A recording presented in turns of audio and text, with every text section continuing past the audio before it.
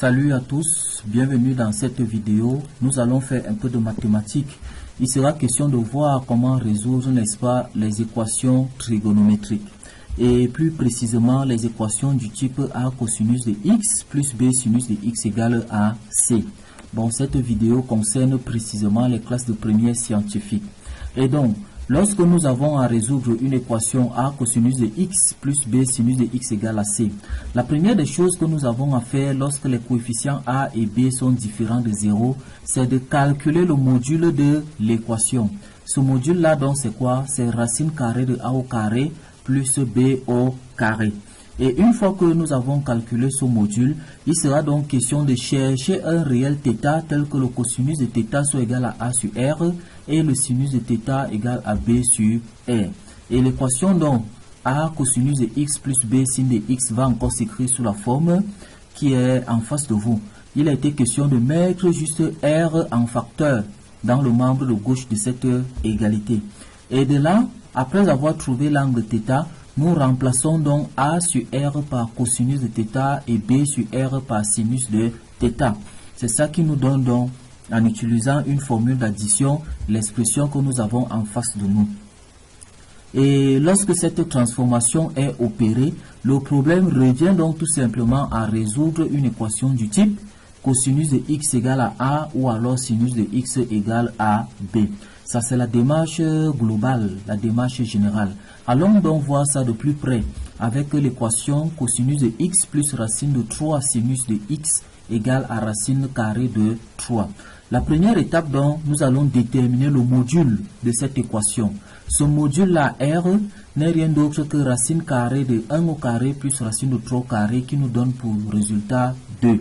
Donc, le module de cette équation étant égal à 2, nous allons donc continuer, n'est-ce pas, le travail.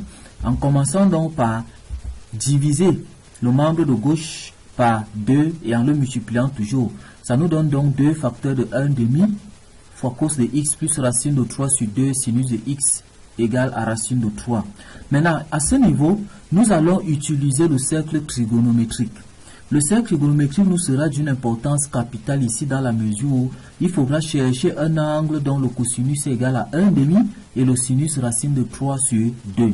Et donc, à partir de ce cercle, je vais d'abord tracer la droite. Donc, l'équation est la droite qui passe par 1,5 sur l'axe des cosinus. Et je trace également une droite qui passe par racine de 3 sur 2 sur l'axe des sinus. Ces deux droites-là se rencontrent au point racine pi sur 3. Ces deux droites se rencontrent en pi sur 3. C'est pour dire que l'angle pour lequel le cosinus est égal à 1,5 et le sinus racine de 3 sur 2, c'est tout simplement pi sur 3. Je peux donc revenir au niveau de mon équation pour remplacer 1,5 par cos de pi sur 3 et racine de 3 sur 2 par sinus de pi sur 3. Et par la suite, je vais chercher à savoir laquelle de ces formules d'addition me sera utile pour résoudre ce problème. Je vois donc que l'expression entre parenthèses ressemble bel et bien à la deuxième formule d'addition. Je vais donc remplacer ça pour que ça devienne 2 fois cosinus de x moins pi sur 3 égale à racine carrée de 3. Et en faisant traverser le 2, ça nous donne donc cosinus de x moins pi sur 3 égale à racine de 3 sur 2. L'étape suivante donc, puisque à gauche on a cosinus, il faudra donc chercher l'angle pour lequel le cosinus est égal à racine de 3 sur 2. Cet angle-là, c'est tout simplement pi sur 6. Et cosinus de x moins pi sur 3 égale à cosinus de pi sur 6, ça voudrait dire premièrement que x moins pi sur 3 égale à pi sur 6 plus 2kπ et x moins pi sur 3 égale à moins pi sur 6 plus 2kπ. Et avec bien sûr k appartenant à z. En renvoyant donc les constantes à droite, on se retrouve avec x égale à pi sur 2 plus 2kπ et x égale à pi sur 6 plus 2kπ. La solution donc de cette équation, c'est l'ensemble formé de pi sur 2 plus 2kπ et pi sur 6 plus 2kπ avec k appartenant à z. Donc voilà un moyen, une méthode pour résoudre ce type d'équation.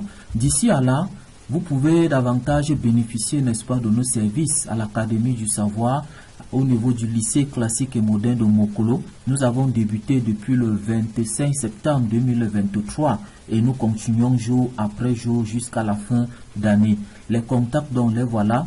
Lorsque vous en aurez besoin, appelez-nous et ensemble, nous allons vous aider, n'est-ce pas, à braver les épreuves écrites de vos examens.